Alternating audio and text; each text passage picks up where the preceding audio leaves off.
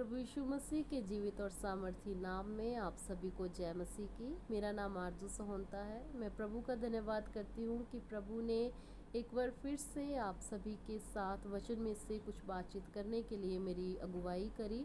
आज हम वचन में से देखेंगे कि प्रभु की आज्ञा हमारी ज़िंदगियों में क्या है, प्रभु हमसे क्या बातचीत करना चाहते हैं। हम मत्ती की किताब में से देखेंगे आज का वचन, मत्ती की किताब उसका 5 अध्याय का 29 वचन। यदि तेरी दाहिनी आँख तुझे ठोकर खिलाए तो उसे निकाल कर फेंक दे, क्योंकि तेरे लिए यही भला है कि तेरे अंगों में से एक नष्ट हो जाए और तेरा सारा शरीर नरक में ना डाला जाए। हालेलुया। प्रभु का धन्यवाद करती हूँ इस वचन के लिए जिन्होंने मुझसे इस वचन के द्वारा बातचीत करी है, और उम्मीद करती हूँ कि आज का ये वचन आप सभी जो इस वीडियो को देख रहे हैं उनकी ज़िंदगियों में काम करेगा, उन लोगों से बातचीत करेगा। यदि तेरी दाहिनी आँख तुझे ठोकर खिलाए, दाहिनी आँख का मतलब कि यदि हमारी ज़िंदगी में कुछ ऐसे काम हैं, कुछ ऐसे लोग हैं जो हमें ठोकर खिला रहे हैं, जो हमें परमेश्वर से दूर कर रहे हैं, जो हमारा रिश्ता परमेश्वर से तोड़ रहे हैं, तो हमें उन चीज़ों को, उन लोगों को खुद से दूर कर देना चाहिए। हमें उन लोगों के साथ रिश्ता तोड़ लेना चाहिए जो लोग परमेश्वर के राज्य में बढ़ने से हमें रोक रहे हैं, जो लोग परमेश्वर के राज्य में बढ़ने के लिए हमारी रुकावट है। हर एक उस चीज़ से दूर रहें जो हमें गलत रास्ते पर लेकर जा रही है, जो हमें खुदा से अलग कर रही है। हमें हर एक वो चीज़ को छोड़ना पड़ेगा, हमें हर एक वो लोग को, उन लोगों से हमें वो रिश्ता तोड़ना पड़ेगा।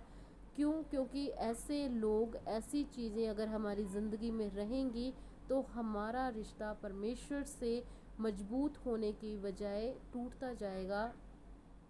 चाहे वो लोग हमारे कितने भी करीबी क्यों ना हो, चाहे वो चीज़ें हमारे लिए, हमें लगता है कि वो चीज़ें हमारे लिए सही हैं, लेकिन अगर वो लोग, वो चीज़ें परमेश्वर के राज्य में बढ़ने के लिए हमें रुकावट दे रही हैं, तो हमें उन लोगों से दूर हो जाना चाहिए, हमें उन चीज़ों से दूर हो जाना चाहिए। क्यों? क्योंकि वे चीज़ें और वे लोग हमें परमेश्वर से अलग कर रहे हैं, परमेश्वर से हमारा रिश्ता तोड़ रहे हैं। ऐसे लोग, ऐसी चीज़ें, तो हमें उन चीज़ों से, उन लोगों से दूर रहना है, हमें उन लोगों से भागना है। जिस तरह यूसुफ जब परमेश्वर के राज्य में चल रहा था तो उसकी ज़िंदगी में भी बहुत सारी मुसीबतें आई। जुलेखा के रूप में उसकी ज़िंदगी में एक सिचुएशन आई कि जब जुलेखा ने उसे अपने साथ पाप करने के लिए ऑफ़र करा, लेकिन यूसुफ का रिश्ता परमेश्वर के साथ मजबूत था। उसने उस जुलेखा के ऑफ़र को रिजेक्ट करा और प्रभु के साथ अपने रिश्ते को मजबूत बनाए रखा। फिर वो उस पाप से भागा, उस पाप करने के लिए उसने अपने आप को उत्साहित नहीं करा। क्यों? क्योंकि कई बार हमारी ज़िंदगियों में ऐसी सिचुएशंस आती हैं जो हमें उत्साहित करती हैं, गलत काम करने के लिए हमें उत्साहित करती हैं, लेकिन हमें अगर मालूम होगा कि ये चीज़ अगर हम करेंगे तो हमें इसका क्या भुगतान देना पड़ेगा, तो हम उन चीज़ों से भागेंगे। सेम उसी तरह यूसुफ भी उस चीज़ से भागा, उस पाप से भागा, क्योंकि उसे पता था कि ये पाप करने से उसकी आत्मा का बहुत भारी नुकसान होने वाला है। तो वह उस पाप से, उस शख्स से भागा और खुद को परमेश्वर के साथ बनाए रखा। तभी फिर परमेश्वर ने उसे हर एक आशीष से नवाजा, हर एक अच्छी बरकत से उसे नवाजा। पूरे देश का परमेश्वर ने उसे प्रधानमंत्री बनाया। उन लोगों से उसका दोबारा मेल मिलाप करवाया जो लोग उसे बेच कर जा चुके थे, जो लोग उसे छोड़ कर जा चुके थे। उसके भाइयों से उसका मेल मिलाप करवाया।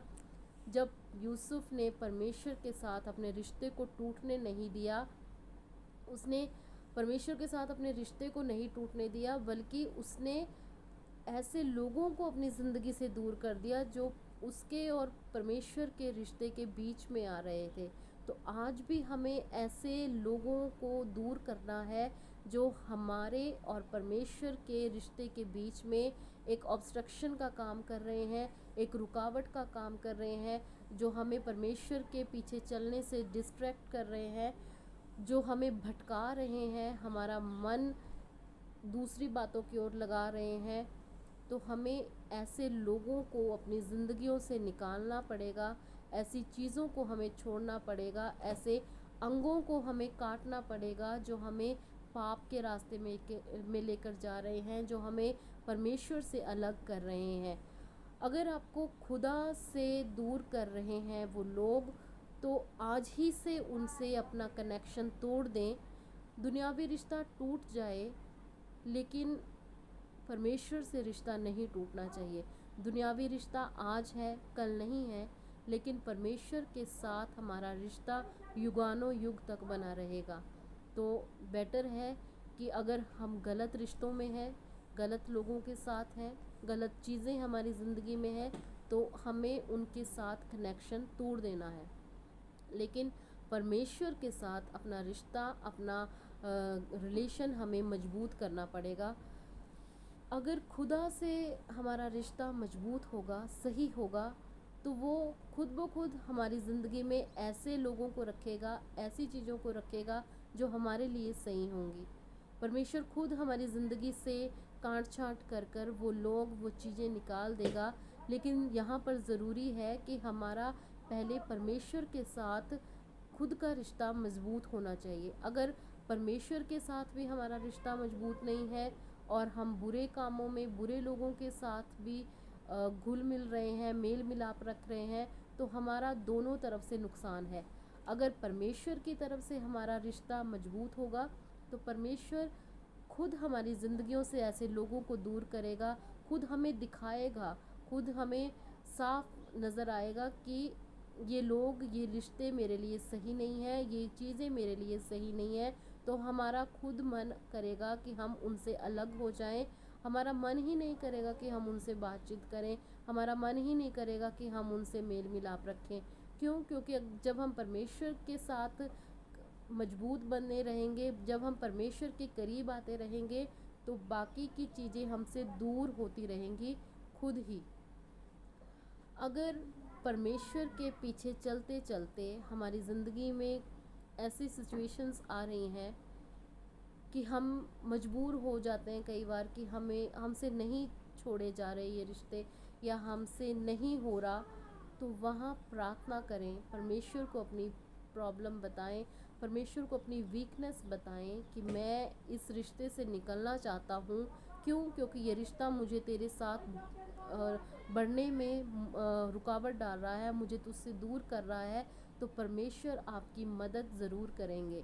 अगर हम अपना मन बना लेंगे, हम अपने मन में ठान लेंगे कि मुझे ये चीज़ छोड़नी है, मुझे इस शख्स को अपनी ज़िंदगी से निकालना है, मुझे इस रिश्ते को छोड़ना है जो परमेश्वर के राज्य में बढ़ने के लिए मुझे रोक रहा है, तो परमेश्वर हमारी मदद खुद करेंगे। परमेश्वर खुद आपकी मदद करेंगे और खुद चीज़ों को क्लियर करते जाएंगे, और आपका और उन लोगों का रिश्ता जो आपको नरक में लेकर जा रहा है, वो खुद ब खुद दूर होता जाएगा। हमें बहुत ज़रूरी है ऐसी चीज़ों को छोड़ना, ऐसे लोगों को छोड़ना जो हमें नरक में लेकर जा रहे हैं। थोड़ी देर तकलीफ़ होगी, थोड़े समय के लिए हमें दुख लगेगा। क्यों? क्योंकि हमें कई बार लगेगा कि वो लोग अच्छे थे, वो चीज़ें अच्छी थी, लेकिन हमें नहीं पता कि हम अनजाने में रहकर उनके पापों में खुद सहभागी हो रहे हैं और नरक में अपनी जगह बना रहे हैं। लेकिन जब हम पूरे मन से, पूरे दृढ़ता के साथ ये निर्णय लेंगे, ये डिसीजंस लेंगे कि ये लोग मेरे लिए गलत हैं, इन लोगों से मैंने अलग होना है, तो परमेश्वर भी हमारी मदद करेंगे। क्यों? क्योंकि परमेश्वर को पता होगा कि हमारा खुद का मन तैयार है। जब तक हम अपने मन से नहीं डिसीज़न लेंगे, तो परमेश्वर हमारी हेल्प नहीं कर सकेंगे। अगर जब हम मन से अपना डिसीज़न ले लेंगे, अपने मन को मार लेंगे कि इन लोगों से मुझे अलग रहना है, मुझे इस चीज़ को छोड़ना है जो परमेश्वर से मुझे अलग कर रही है, तो परमेश्वर भी हमारी मदद करेंगे। सेम उसी तरह मरकुस की किताब उसका 9 अध्याय का 47 वचन भी यही कहता है, यदि तेरी आँख तुझे ठोकर खिलाए तो उसे निकाल डाल, काना होकर परमेश्वर के राज्य में प्रवेश करना तेरे लिए इससे भला है कि तू 2 आँख रहते नरक में डाला जाए। काना होकर परमेश्वर के राज्य में प्रवेश करना भला है। अगर दोनों आँखें रहते हम नरक में डाले जाएं तो वो हमारा नुकसान है। काना होकर मतलब कुछ चीज़ों को छोड़कर, कुछ कठिनाइयाँ सहकर अगर हम परमेश्वर के पीछे चल रहे हैं तो वो हमारे लिए बहुत अच्छी बात रहेगी। लेकिन सारी अपनी मौज मस्ती कर कर अगर हम नरक में जा रहे हैं तो वो हमारे लिए बहुत नुकसान की बात रहेगी। आज की कठिनाई सहना कल हमारे लिए सुखदायी रहेगा, लेकिन आज का सुख देखकर कल अगर हमारी आत्मा नरक में जाए तो इससे बड़ा बहुत कोई दुख नहीं होगा। अगर हम आज कठिनाई सह लेंगे, थोड़े समय के लिए कठिनाई सह लेंगे, थोड़े समय के लिए ऐसे लोगों से दूर रहकर अगर हम अपनी आत्मा को बचा लेंगे तो परमेश्वर हमें स्वर्गिक स्थानों में बैठाने के लिए हमारी मदद करेंगे। लेकिन अगर आज हम परमेश्वर से दूर होकर ऐसे लोगों का साथ रखेंगे, ऐसी चीज़ों की साथ रखेंगे अपने ज़िंदगी में जो हमें परमेश्वर से दूर कर रही हैं, तो फिर हमारा अंत नरक में ही होगा, जहाँ रोना पीसना और चिल्लाना है। इसके अलावा कुछ नहीं है। सदा सदैव तक हमारी आत्मा वहाँ जलती रहेगी। लेकिन अगर आज हम थोड़े समय का दुख सहकर परमेश्वर के पीछे चलेंगे तो हमें अनंत जीवन जो हमारे लिए परमेश्वर ने रखा है, वो गिफ्ट जो परमेश्वर ने हमारे लिए रखी है, स्वर्ग में जो आनंद हम लेंगे वो उसकी तुलना हम किसी भी चीज़ से नहीं कर सकते। तो ज़रूरी है कि हमें इन चीज़ों को छोड़ना पड़ेगा कि जो चीज़ें हमारे लिए एक ऑब्स्ट्रक्शन का काम कर रही हैं, एक खेद का काम कर रही हैं, रुकावट का काम कर रही हैं। अंगों को मारने का मतलब वो अंग कौन से हैं जिन्हें परमेश्वर मारने के लिए कह रहे हैं। ऐसा नहीं कि सच में हम अपने शारीरिक अंगों को काट कर फेंक दें, नहीं, परमेश्वर हम उन अंगों की बात कर रहे हैं।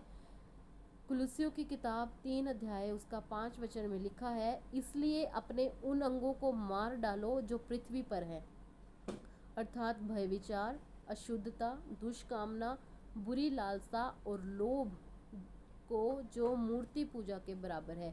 इन अंगों को परमेश्वर मारने की बात कर रहे हैं। भय विचार जो हमें पाप में लेकर जाता है, अशुद्धता जो हमें पाप में लेकर जाती है, दुष्कामना कोई बुरी कामना करना किसी की, लालच किसी के घर का लालच, किसी की प्रॉपर्टी का लालच, किसी भी चीज़ का लालच, और लोभ जो मूर्ति पूजा के बराबर है। मूर्ति पूजा परमेश्वर के राज्य में एक बहुत बड़े पाप को दर्शाया जाता है। तो इन अंगों को हमें काटना पड़ेगा, भय विचार को छोड़ना पड़ेगा। अगर हमारी ज़िंदगी में आज अगर भय विचार का पाप है तो अपने इस अंग को काट दें। अगर हमारी ज़िंदगी में अशुद्धता का पाप है तो अपने इस अंग को काटें। अगर हमारी ज़िंदगी में लालच का अंग है, पाप है, तो अपने इस अंग को काटें। जब हम इन अंगों को काट देंगे तो परमेश्वर हमें वो सारी चीज़ें देगा जो हमारे लिए ज़रूरी है।